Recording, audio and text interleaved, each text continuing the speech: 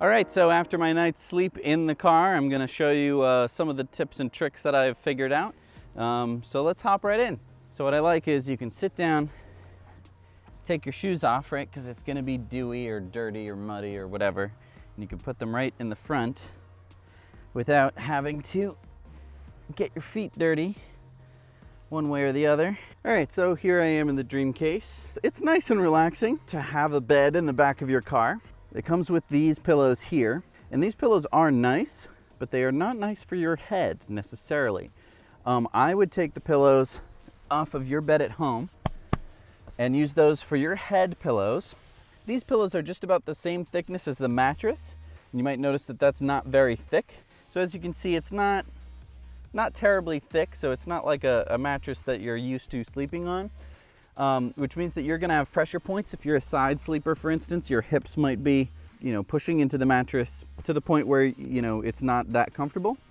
I would take your extra pillow, put it right where you want it, and lay on that. And that way you're getting double the thickness right where you need it, and the rest of it is good enough. One of the major advantages of the Dreamcase is that it folds up small enough so that way you can actually fit some stuff in your trunk in addition to the Dreamcase, which means that it can be sitting in your car almost all the time.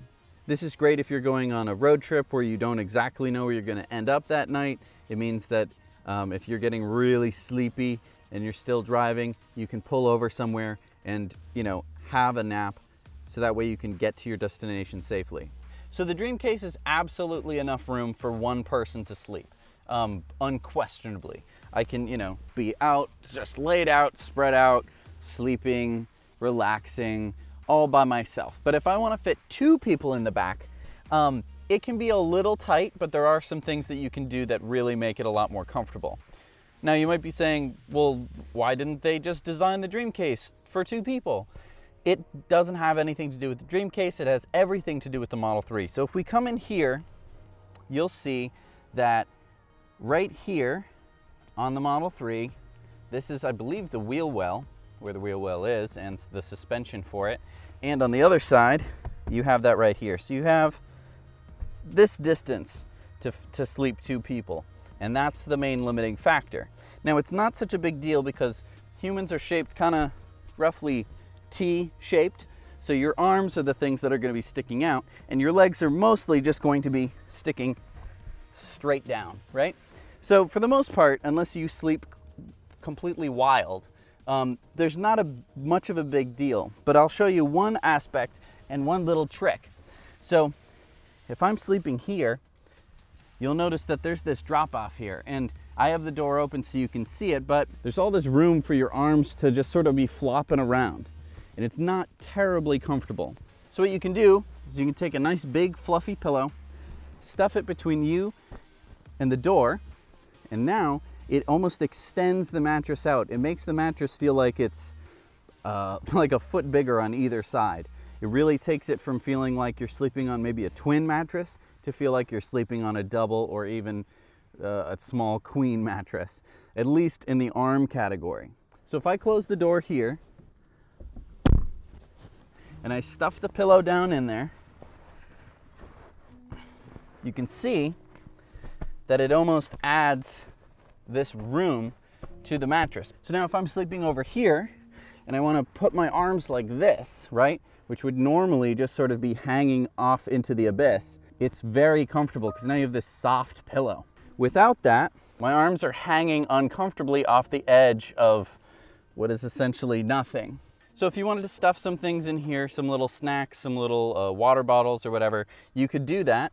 Then come in, cover it with the pillow, and if you need it in the middle of the night, all you have to do is pull the pillow out of the way and you have access to your stuff. So a cool part about being in the Dreamcase is that the car kind of suddenly changes to where this used to be sort of behind your head when you're sitting in the car. Now it becomes this little shelf, and it's extremely useful because most of the time when you're sitting in a bed, you don't have like a useful shelf above you. Like, so when you're laying down, you don't have this shelf, which means that anytime you want to like watch a movie or do anything, you either have to have a TV on the other side of the room or you have to be holding it, with your phone. With this, you can take a laptop, and start watching your favorite show or whatever. So this shelf is really useful. Not only can you, put a laptop or an iPad or even your phone up there and watch, but you can also, stuff some pillows up there that you don't need at the moment. You can take your phone and stuff, you could put it up there as well if you're not charging it. So it's a nice little, utility space. And it also blocks the view from passersby. I don't know where you're parking and sleeping. So, it blocks the view from other people looking into at least from the back of the car. So the Dreamcase comes with sheets. It comes with this nice Dreamcase blanket. It fits the bed perfectly because this is kind of an odd shaped bed. One thing that I want to talk about is how perfectly it fits the car. It has a little flap that folds down, which means that it extends off of the seat right here. So this is extending well off of the seat, which means that you're getting way more room than you could with basically any other design. The engineering that went into this is really smart. Now, I've slept in the back of a Model 3 before there was even a Dreamcase available.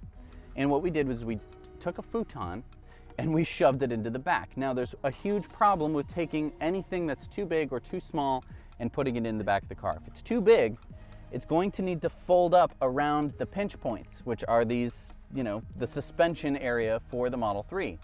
As soon as you lose any inches of room, it is almost impossible to sleep with two people because now you are smushed together with your legs. Having it so that way the mattress just ends right there is extraordinarily helpful in trying to sleep two people, which I think most people are going to want to do. Sleeping two people is probably the hardest thing to do in the back of the car, and the Dreamcase does it as good as physically possible.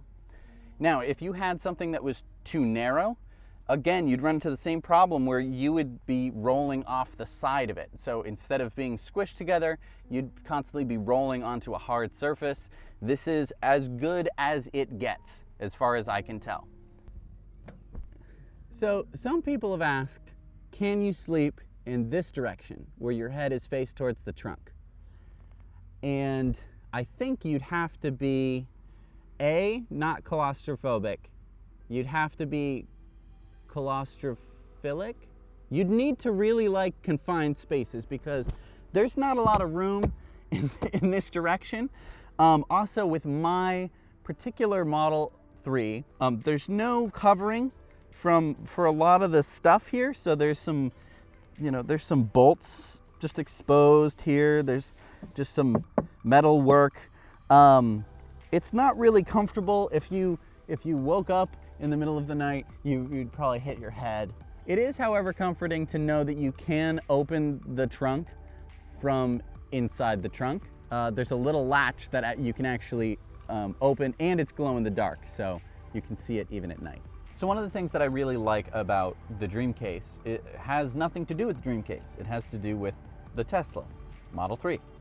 And that is the air conditioning. You can set it to stay on all night long, which is amazing. So what you do is you click on this little fan icon here, and when you're in park, it'll give you this option of keep climate on. You hit on, and climate will stay on after you leave the car. In this case, you're not leaving the car, but it will turn off when the battery reaches 20%, which gives you roughly 60 miles, worst case scenario.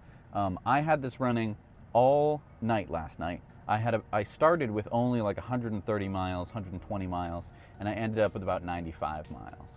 So it does use some battery juice because it is keeping you cool or warm all night long, and it will vary depending on the difference in temperatures. Like if you're asking it to be, 60 degrees when it's 100 degrees outside, obviously that's going to take a lot more energy than if you want it to be 72 when it is 72 at night. That is one really great option. Now, one thing that gets overlooked is where you're pointing your vents. Because when you're sleeping, this is where most of the air is coming from. There is a vent over here by the console, but that is going to be underneath your mattress. So you're unfortunately not going to be getting any air from over there. So what you should probably do, and you can play around with this, is aim your vents to shoot over the seat, the front seats, and either shift them to point towards the middle, or you could try different things where you try and split it to go around the seats in the front. You could try a number of different things. I would personally leave it on auto, but if you're noticing that you're getting too much fog on the interior, or if it's getting too hot or too cold, you could switch it to a manual fan speed, whether that be higher or lower, whatever you want. I would make sure that if you're camping with air conditioning on, that you have access to charging of some kind within, I would say, about 20 miles. Maybe even less than that, just to play it safe. Just because you don't want to be caught in the middle of the wilderness with no battery. That would be bad. All right, so what's probably the biggest secret about the Dreamcase is that you can go from bed to no bed in a very short period of time. Let me show you what I mean. Fold this up, get that flap up, then simply bring it like this, fold it right in there, and this should just fit down like that.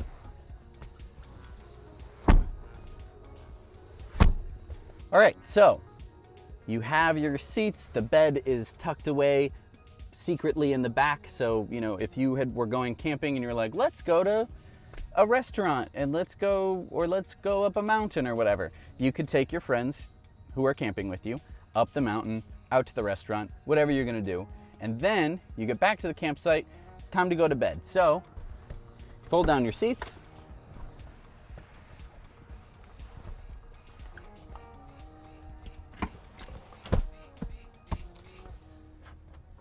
get your bed, fold it out, get the flap folded down,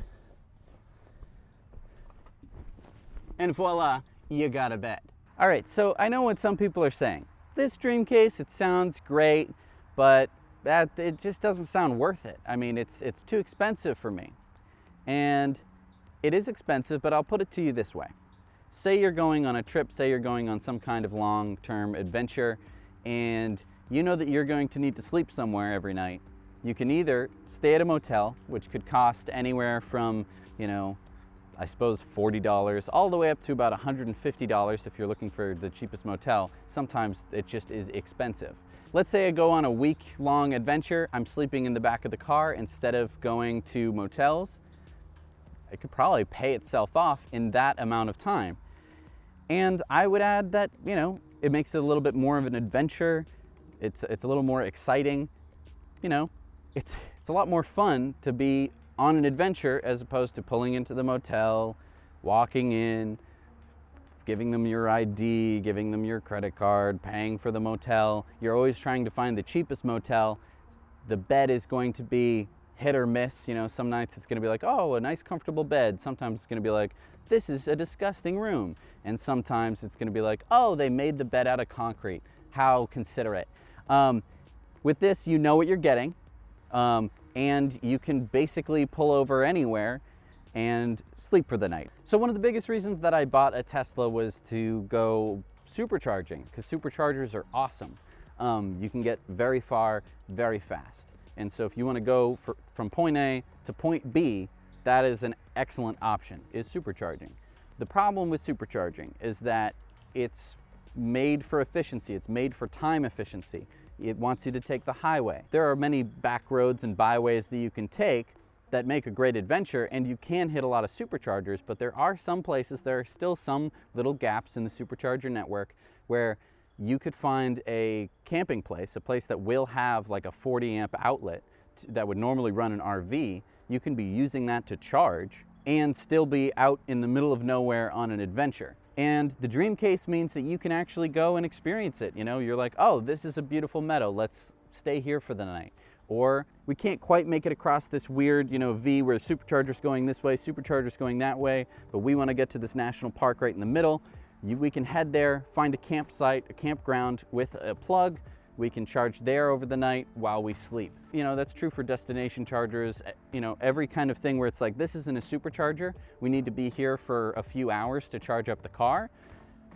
let's sleep, let's take a nap, let's relax. Because you don't necessarily have to be sleeping in the back of your Dreamcase. You can just use it as a little crash pad, a little like, oh, I'm just gonna relax here while we're supercharging, while we're charging up, you know, or while we're getting ready for the next leg of our adventure. All right, that was our review of the Model 3 Dreamcase. I hope you enjoyed it. Now you know. Good night.